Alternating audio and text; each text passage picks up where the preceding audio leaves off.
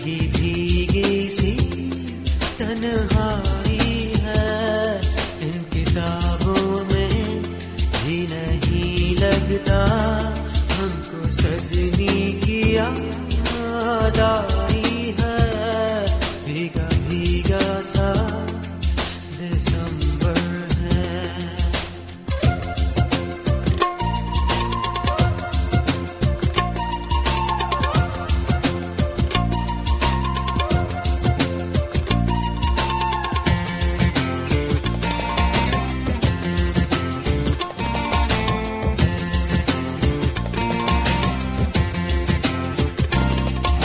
शाम की काली आंखें जब पलकों को झपकाती है, किसी पेड़ के नीचे कुछ यादें गुनगुनाती है। कुछ प्यार के आधे नगमे, आधी प्यार की कहानी।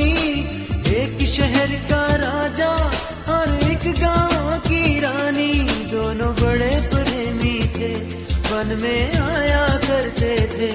उनके प्यार के मीठे नगमे पंछी गाया करते थे। अब ना प्रेमी है ना वो बातें हैं, और यादें ही अपनी कमाई है। इन किताबों में भी नहीं लगता हमको सज